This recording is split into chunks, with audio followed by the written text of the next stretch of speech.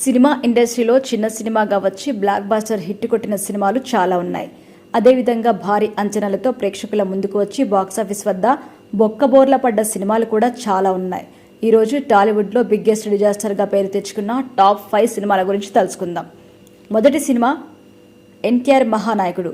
పేరుకు తగ్గట్టే ఎన్టీఆర్ మహానాయకుడు మహా డిజాస్టర్గా మిగిలింది. సీనియర్ ఎన్టీఆర్ జీవితం ఆధారంగా ఆయన వారసుడు బాలయ్య క్రిష్ దర్శకత్వంలో ఈ సినిమా తీశారు. ఈ మూవీని బాలయ్య హీరోగా, ఎన్టీఆర్ కథానాయకుడు, ఎన్టీఆర్ మహానాయకుడు అని 2 భాగాలుగా తీశారు. అయితే 2 భాగాల్లోనూ ఎలాంటి ట్విస్టులు, టర్న్లు, వివాదాలు లేకుండానే సినిమాను సింపుల్గా తీసేశారు. కానీ రియల్ లైఫ్లో మాత్రం ఎన్టీఆర్ జీవితంలో లెక్కలేనన్ని వివాదాలున్నాయి. మొత్తానికి ఈ సినిమా 2 భాగాలు ఆల్ టైమ్ డిజాస్టర్గా నిలిచిపోయాయి. మూవీని ఏపీలో చాలా ప్రాంతాలు ఉచితంగా ప్రదర్శించినప్పటికీ ప్రేక్షకులు మాత్రం అటువైపు తొంగి చూడలేదు. నిజానికి ఎన్టీఆర్ కథానాయకుడి మూవీకి 20 కోట్లైనా వచ్చాయి. కానీ మహానాయకుడి మూవీకి మాత్రం 5 కోట్లు కూడా రాలేదు.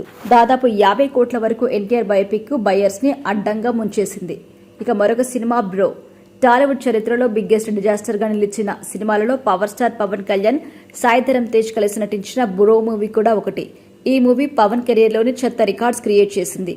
2023లో భారీ అంచనాలతో థియేటర్లోకి వచ్చింది. కానీ అంచనాలు అందుకోవడంలో విఫలమైంది.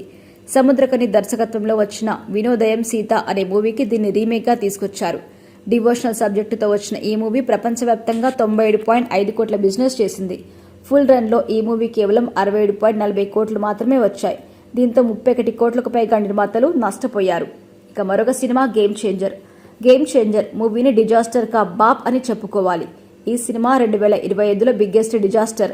బాక్సాఫీస్ వద్ద ఘోరంగా పరాజయం పాలై నిర్మాతలకి నష్టాలు మిగిల్చింది.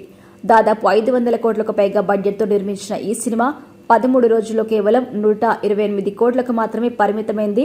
దీంతో నిర్మాతలకు 370 కోట్ల మేర నష్టం తీసుకొచ్చింది. ఇక మరొక సినిమా ఆచార్య. మెగా ఫ్యామిలీ ఖాతాలో పడ్డ మరో మెగా డిజాస్టర్ ఆచార్య. కొరటాల శివ దర్శకత్వంలో రూపొందిన ఈ మూవీలో చిరంజీవి, ఆయన తనయుడు రామ్ చరణ్ స్క్రీన్ షేర్ చేసుకున్నారు. ఈ మూవీ కూడా భారీ అంచనాలతో రిలీజ్ అయి డిజాస్టర్ టాక్ తెచ్చుకుంది. మరొక సినిమా లైలా. విశ్వక్ సేన్ హీరోగా రామ్ నారాయణ్ దర్శకత్వంలో వచ్చిన యాక్షన్ ఎంటర్టైన్మెంట్ లైలా.